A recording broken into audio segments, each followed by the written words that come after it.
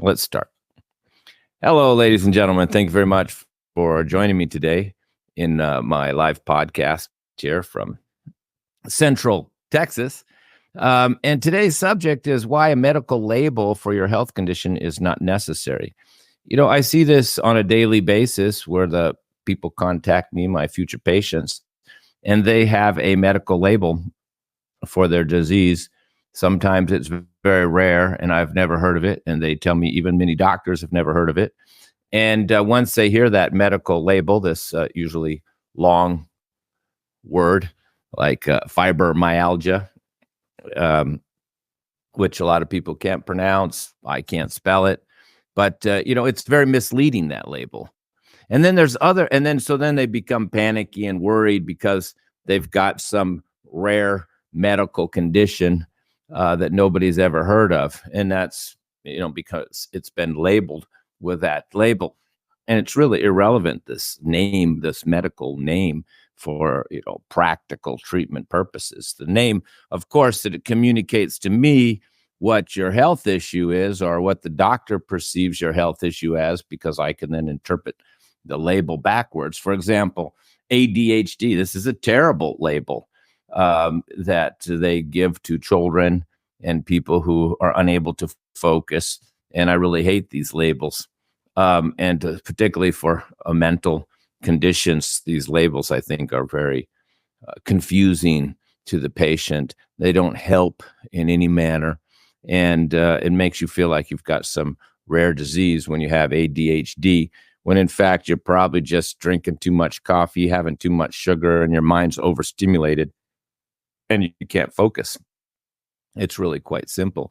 The other type of case is where the people continue to go to testing, and the doctor isn't sure why they have the pain, why they have the inflammation, why they have the stomach pain, why their liver's bothering them, why they have gas and bloating, and they continue to do colonoscopies and endoscopy and ultrasounds and MRIs and blood tests and fecal tests and urine tests, and then nobody can get a label for it. Now, this also is very discouraging and completely useless for the client, because now they think, well, they're uncurable because nobody's got a medical label for what they have. So in both of these cases where you have a label for your condition and then you think you have a disease, it makes you concerned. And then when they cannot find a label for your condition, then you're even more concerned. But what I'm here to tell you today is it really doesn't matter if they find a label or what the label is. It's really irrelevant when it comes to treatment, because these are medical terms, and many of them are not related to or not helping you to understand your condition. Now I'm going to give you a long string of examples, like the one I said earlier, fibromyalgia. Okay, so let's break it down into these three areas. One, it's our body can only be seen in terms of not muscles, but systems and organs. You got all the different organs in the body. We can count the brain as an organ. We can count the reproductive system as a couple organs down there for women, and a little bit simpler for men. But these are still organs. And there's systems involved with every organ: reproductive system, circulatory system, cardiovascular system, respiratory system, and then autoimmune. And then we've got immune system. We've got all these, and each system can have different organs involved: digestive system, eliminating system. So the first thing to do when you have any health issues, don't worry about the medical label. Look at what system and what organ is involved. Okay, we take a look at, so you got pain down here, and we know that's the colon. Basic anatomy, is colon. You got a little blood coming out of your colon, so it's a problem with the colon. So, 2, what is the imbalance or the problem? What's happening? First, where? And then what? Well, in this case, if you have pain in your colon, And then it can be, puncture, or it could be a tumor, but in most cases, it's going to be inflammation in the colon. So you can get a lot of fancy names for that. IBS, IBD, ulcerative colitis, if there's blood. And sometimes they're not even sure whether you're IBS or IBD, or, sometimes a little blood. So sometimes you're ulcerative colitis. And sometimes they give even different names for these inflammatory colon conditions. But what is it? It's inflammation. That's what it is. And where is it? In the colon. So it's called inflammation of the colon. So that's why you look at the products that we sell in my private practice, and many of these are available on our website, who's sponsoring this, Herban Teas, herbanteas.com. All the products I show you today will be available on that site, Herban Teas.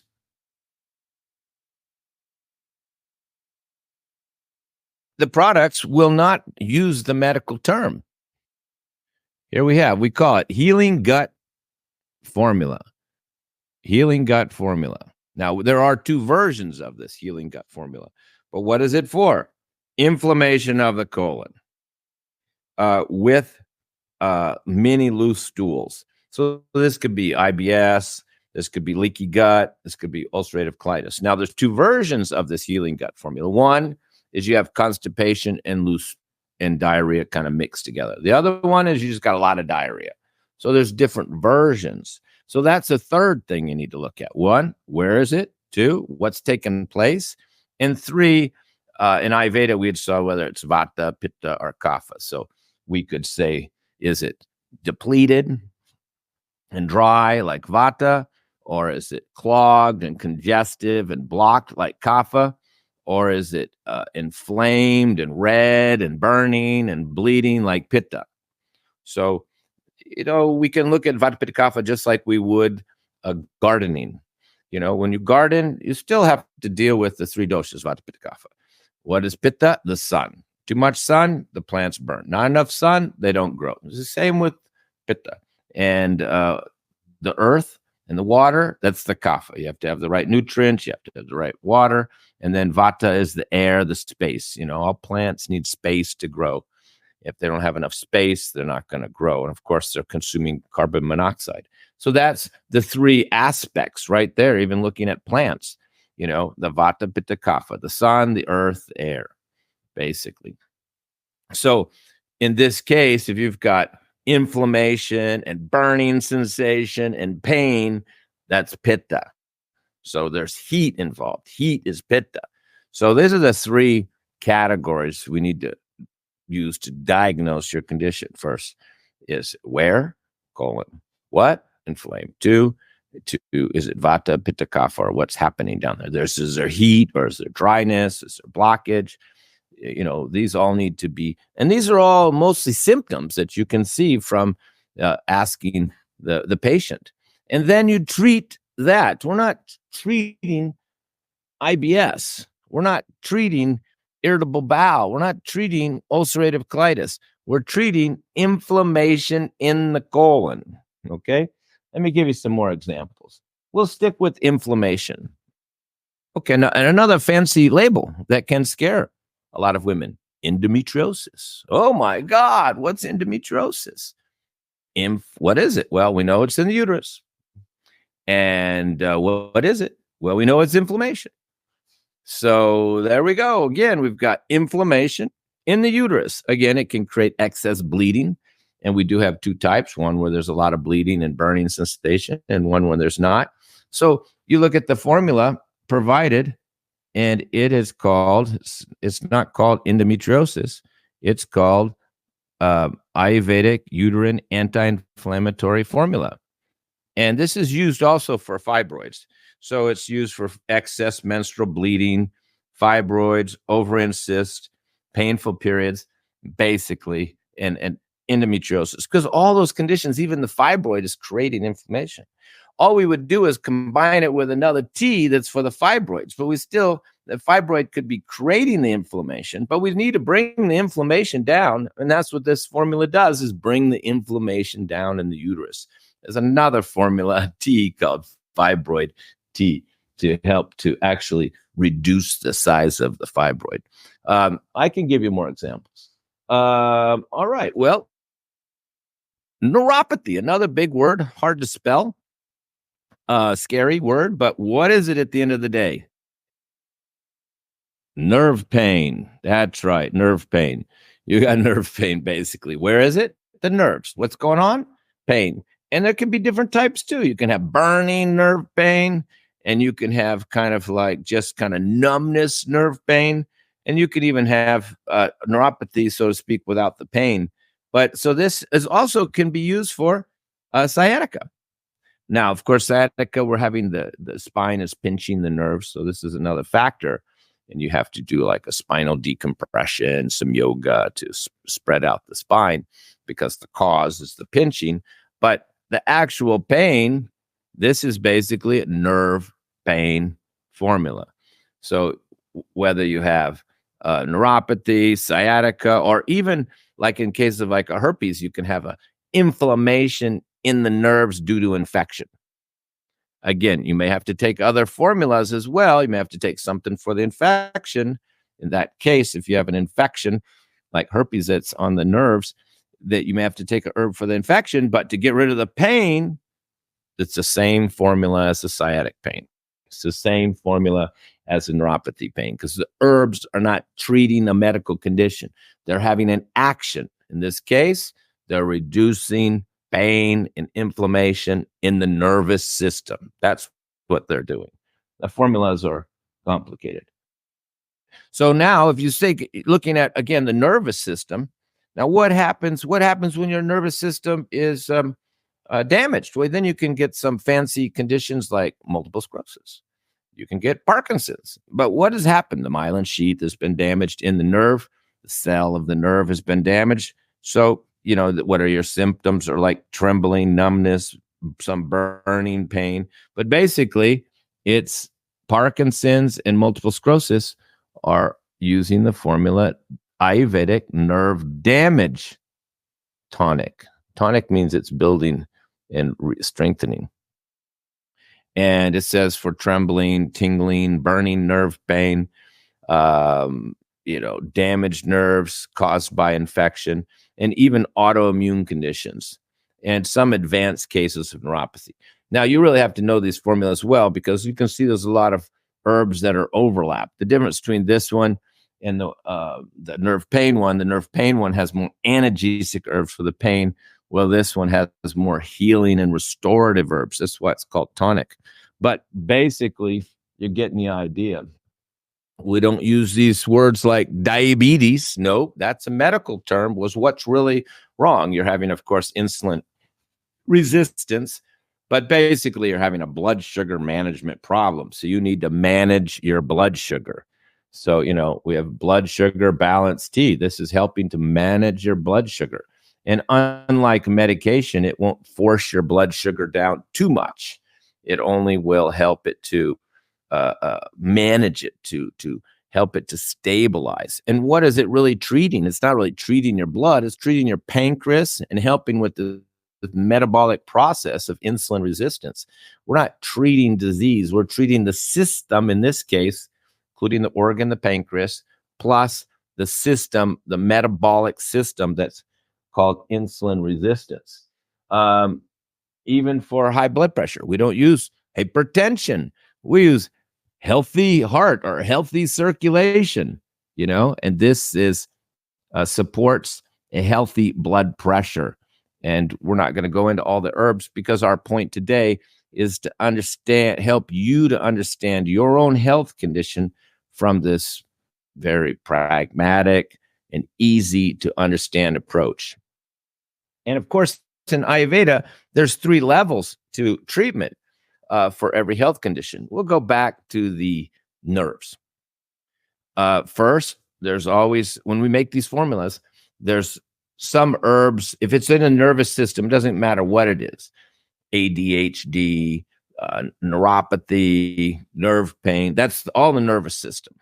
Even the mind is greatly supported by the nervous system. If the nervous system's overstimulated, the mind is going to be affected. In Ayurveda, they say that the mind is being held by the nervous system, carried by the nerve. So whatever happens to the nervous system, the mind is going to react.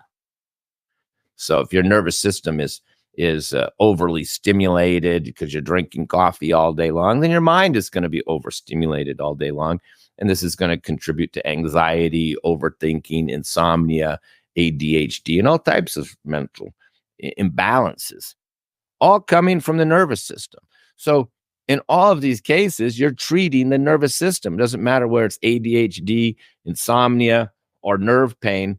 You're still in the nervous system. So some of the herbs in all those formulas for all those conditions are going to be the same. In this case, ashwagandha, vidarikan, these are, jadamadsi, shangpushpi. These are all herbs for the tagar. These are all Western herbs, passion flower, skullcap, catnip. These are all herbs for the oat straw. These are all herbs for the nervous system. And they're going to be the base of the formula. You don't take an herb for your nerve pain. No, the first thing you do is you're taking herbs for your nervous system. And then second part of the formula, we're talking breaking down the formula or the trip. Some of the treatment, some of the herbs are different herbs can be for that nervous system. Then other herbs can be for the condition of the nervous system. What is wrong with the nervous system? Is it overstimulated, as in anxiety, overthinking, insomnia? Is it in pain? Or is it just dull and no effect, like your mind is dull and depressed and you're not sensitive, you don't have any feelings, you have no good mood. We call it's a kind of like you feel dull and unmotivated. So that's a different type of condition in your nervous system. So that's the second level of herbs. And then the third level is the most specific for that particular condition. In Ayurveda, there's always some herbs that's best for that condition. Like for Parkinson's, Mukunapurni is always used. We call it conch, Mukunapurni, and it's obviously one of the main ingredients there for the nerve pain formula. We got the ashwagandha in there for the overall nervous system. Dashamul, which is 10 herbs, again, overall for the nervous system. So you already got 11 herbs in there that are just for the nervous system. Nothing to do with the neuropathy yet. And then Yogaraj Gugulu is another formula made of 20 herbs that's used specifically for nerve pain. Now we're up to 30 herbs. And then we have conch, which is the Indian name of Mukunapurni, which is used for Parkinson's and trembling and nerve damage. And then we have two more herbs. Nirgundi. Nirgundi is just an analgesic herb. You could use it in any formula just for pain. So when you see the word pain there's going to be some analgesic herbs. In this case, they're in the nervous system. But if you had joint pain, we would have herbs for the joints, herbs to strengthen the joints, herbs to help joint pain.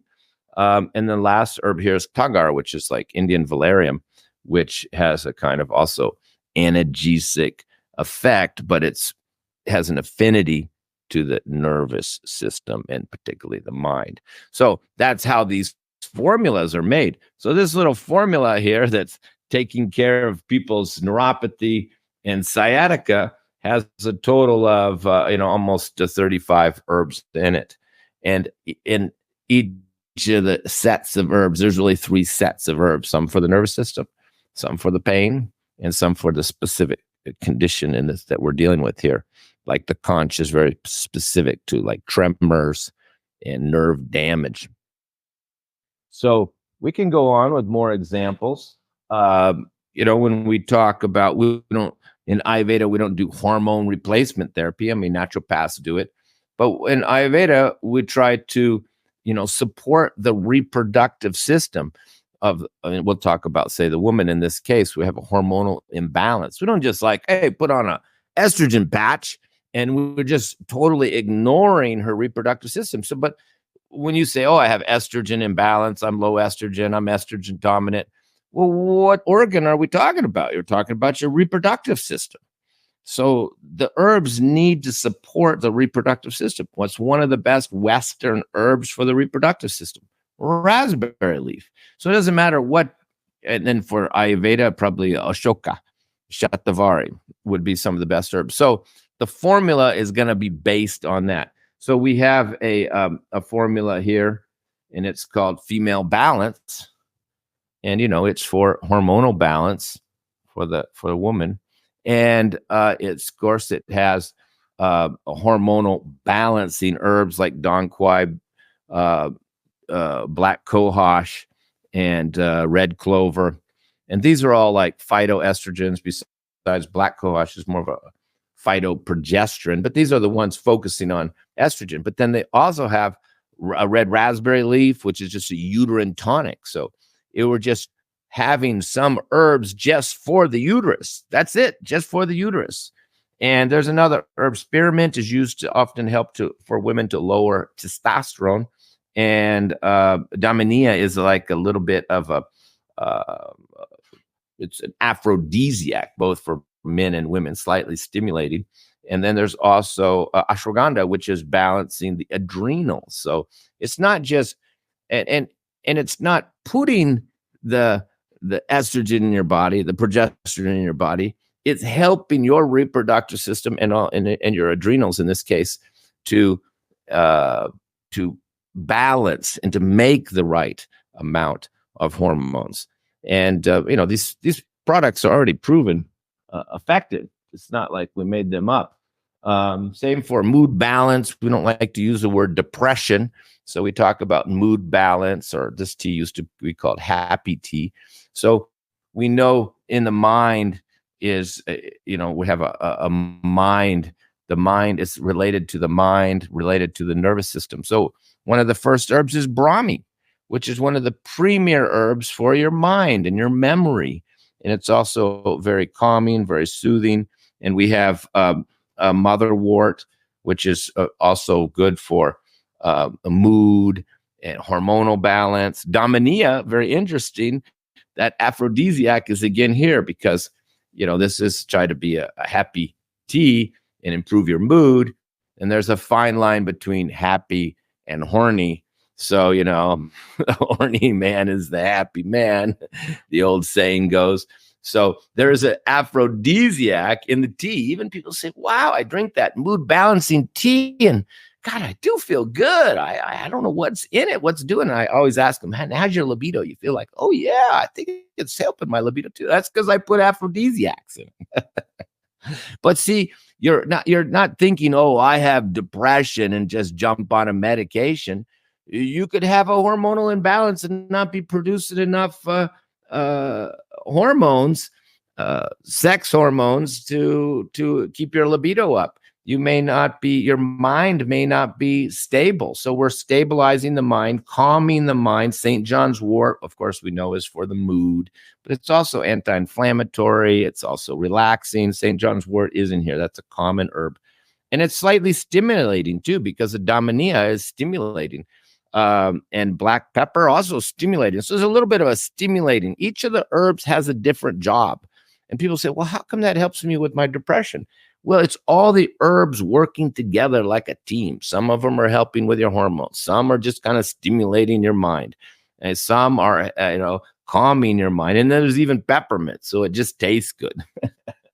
How could you be happy if the tea doesn't taste good? You have to think very deeply when you're treating somebody and understanding how the herbs are affecting that organ in the body, that system in the body. And that's what they are. That's what they're doing. And many people get very, very confused by these medical terms when, in fact, the condition is really not that complicated. Like I said in the beginning, fibromyalgia, it sounds complicated. I can't spell it to this day, but I can treat it. And many people who even have these conditions can't even pronounce the medical term. So I tell them, just forget the medical term. You have inflammation in your connective tissue. And more than likely, the inflammation isn't just there. They probably also have it in their joints. Just like somebody has inflammation in the colon, they probably got inflammation in the joints. Almost everybody who has like ulcerative colitis and they're inflamed in the colon. And their muscles are also inflamed. They just don't worry about that because it's not debilitating like, the inflammation in their colon. But you could always sum up the person is inflamed. I say that all the time. They've got gingivitis, they've got muscle pain, they've got arthritis, they've got endometriosis, they've got ulcerative colitis. So they think they have 3 or 4 major medical conditions. But in fact, they only have one thing: inflammation. It's just in different parts of the body. We could use another example. And those are all like pitta examples where there's inflammation. We could also use congestion. A person says, yeah, I'm constipated. I can't go. I have gallbladder pain. My head feels dull. I can't think. I can't get going in the morning. My legs are swelling. So what is that? It's all one thing. You're blocked up. You're congested. So, of course, once you know that this is your main issue, blockage, congestion, then you need to stop eating things that are blocking you up and congesting you. And people don't think like that. And just like if you have inflammation in your colon and your uterus and your gums and you have gingivitis and you think you got to go get a surgery, well, it's just inflammation in your gums is inflammation in your muscle. Your gums are basically muscle. So as long as you're having inflammatory things like coffee, chocolate, sugar, nightshades, well, I mean, all this isn't going to go away. Even with the herbs, you have to get rid of what's causing the inflammation in the first place. Same for blood sugar, of course, which is more obvious. You're not going to manage your blood sugar until you stop putting the sugar in your chai or your coffee and having all these little sugary snacks. I mean, it just isn't going to happen. Then the other category besides, so we have inflammation, that one's big. Congestion is big. And the next one, which people don't think about as much, and that's depletion. Now, the woman may come to me and she says, oh, I have degenerative bones. And I go, oh, what about your hair? Oh, yeah, my hair's falling out too. What about your fingernails? Oh, yeah, they're really brittle. And do you feel very strong? No. Let me see your muscles. Oh, they're weak. Oh, let me see your joints. Oh, you're all bony and you don't even have enough fat. Let me see the collarbone. Oh, there's big holes here. Probably your ribs are sticking out. And they go, yeah, okay. All of these things are one thing. You're depleted. Now, of course, what do you need to stop doing if you accept you're depleted? You have degenerative bones, your hair is falling out. I mean, these are kind of nutritional problems. Nutritional deficiency is depletion. Let's just put it all in the category. Sometimes people say, oh, I'm low in vitamin D. I'm low in vitamin B12. My hair is falling out. I got the scoliosis of the spine. I've got degenerative bone conditions. So they think they've got multiple things, but in fact, they just are depleted. So you have to stop all the things that are depleting you. Fasting, juicing, skipping meals, having celery juice, drinking coffee instead of meals, trying to lose weight. Oh, that's what those people are always doing. They don't equate the fact that their degenerative bone condition and them not eating, skipping meals, not having dairy, fasting all the time is making it worse. I always have to explain, how are you ever going to build those bones back, get your hair to grow back, strengthen up your muscles, be able to take out the trash, not feel so weak in the afternoon if you keep skipping meals and trying to lose weight. But, it's a tough job talking women into eating more. Tough job. Because, I feel better when I'm less weight. But no, you don't feel better. You told me you're tired every day in the afternoon and you need coffee. You're depleted. See?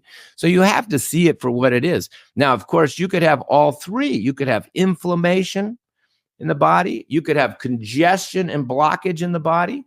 And you could have depletion in the body. All three could be going on. You could have some depletion some places. You could have inflammation other places. And you could have congestion other places. So we spoke about it in simple terms. But we need to break it down. We need to be able to break it down as where organs and systems is the inflammation. What systems is the blockage? What systems are depleted and not getting enough nutrients, maybe from poor digestion too. So this is how you need to look at your health issue, not the medical term. The medical term just scare you. Even if we go to cancer, if you have a growth cancer, what is it? It's a big giant growth growing inside you, in your colon, So you have a growth, something growing inside you. You don't want growing. Not all cancers are the same, but this is for this type of cancer where there's a tumor. So I said, what makes things grow in the body? Do you ever study nutrition? What makes the baby grow? What makes the cells grow? What makes them grow? Protein. So why are you having protein shakes when you have a tumor? Why are you having all that animal protein and meat when you have a tumor? You're trying to shrink it down. You're trying to dissolve the tumor. You don't want to keep eating all this protein and make your tumor keep growing. So that's why another good example, I could go on all day, giving examples of how you have to think in this practical sense, looking at where is the health problem, what organ is involved. And then you can take vitamins and herbs for that organ and system. That's always a good start. And then, of course, what is the issue with that organ? Is it depleted? What's a gallbladder? Gallbladder pain, what is it? It's just a clogged up gallbladder. It's blocked, just like your colon blocked. So you have a blocked gallbladder, then you're going to have gallbladder stones. So if you have blocked arteries, well, you know what that causes. So you have blockage. So there's many things you can be doing to create more blockages, like a lot of animal protein, a lot of snacking, excess weight, crackers, cookies, nuts, cheese, dairy, yogurt. They're all blocking. But if you're depleted and underweight and you have a degenerative bone condition, why are you vegan and fasting? You're trying to grow your bones back, trying to grow your hair back, trying to be stronger, and you're underweight. You need to be eating meat, particularly if you're anemic. Another type of depletion is anemia. Okay? Well, I hope that helped you. And if you do have a complex health condition with a big medical term, I would just sit down and try to understand what organs are involved and start trying to improve those organs. Try to improve that system with your food and your diet. That's a good start. And then, if somebody treats you like myself, we're going to focus on that organ and that system and its problem. Just like a car. You don't have fancy names for car problems. You got the water filter, you got the air filter, you got the fuel filter, you got the carburetor, you got all these different parts and they can go wrong. Same with the human body. It's a medical term, will only confuse you. Focus on what organ and system is being affected and what is its issue and what do you need to do. All right. Thank you very much, ladies and gentlemen. I do hope this inspired you and helped you to understand natural health care from this very clear perspective and not be overwhelmed and confused with medical terms. Thank you very much. God bless you all.